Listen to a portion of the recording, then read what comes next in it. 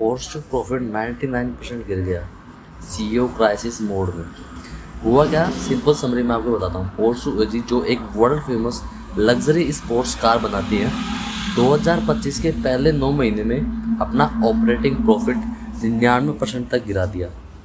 यही last year जब $4+ billion profit था, जो इस साल नन करके $40 मिलियन रह गया। ये एक बहुत बड़ा क्रैश है।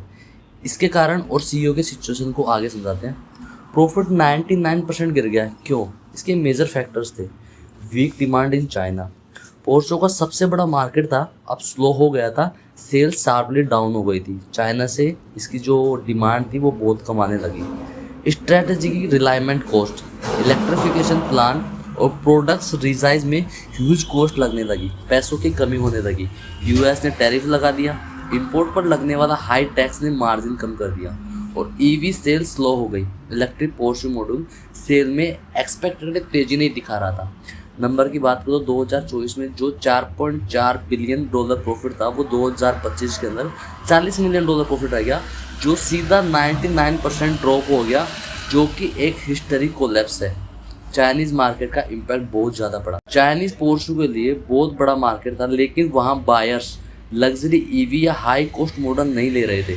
चाइना सेल्स पहले 20% पोर्शन से अब 26% ड्रॉप हुआ और जो लोकल ब्रांड्स थे जैसे BYD, Xiaomi चीपर और टेक्नोलॉजी स्ट्रॉन्ग अल्टरनेटिव दे रहे हैं। इससे पोर्शे का शेयर कम हुआ और सिंपल रीज़न में चाइना में लग्जरी ईवी डिमांड की उतनी हाई नहीं रही जितनी एक्सपेक्ट की गई थी। ईवी स्ट्रेटेजी का रिवर्सल हुआ। पोर्शे ने इनिशियली प्लान बनाया था कि 2023 तक 80% इलेक्ट्रिकल व्हीकल्स बनाएंगे, लेकिन अब उस प्लान को स्लो किया या कैंसिल किया गया। पीछे की वजह से ईवी डिमांड स्लो हुआ, प्रोडक्शन कॉस्ट हाई हुआ और चाइना में ईवी का रिजेक्शन हुआ। इसका एक बड़ा नुकसान ये हुआ कि electric model investment cost heavy हो गई। एक्सपेक्टेड प्रॉफिट थे वो नए हुए, प्रॉफिट मार्जिन और भी कंपेयर हो गया।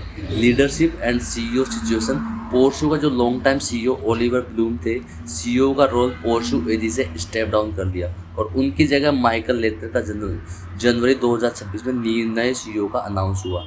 ब्लूम अब पेरेंट कंपनी है, वोल्क्सवैगन ग्रुप के सीईओ के रूप में फोकस करेंगे और पोर्शे बोर्ड ने कहा है कि ये स्ट्रेटेजिक रेशर जरूरी था, temporary weak result long term relation के लिए है। बोर्ड इंडस्ट्री इम्पैक्ट कर गई।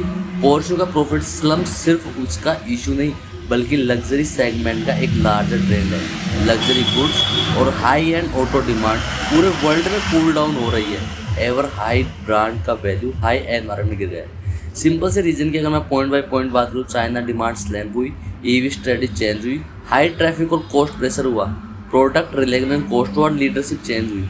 इससे वर्ल्ड सीईओ के डूइंग के नाउ कॉस्ट कटिंग प्लान चल रहे हैं, प्रोडक्ट स्टडी चेंज हो रही है, लॉन्ग टर्म रिलेशन हो रहे हैं और सीईओ का एक प्लान एग्जीक्यूट कर रहा है।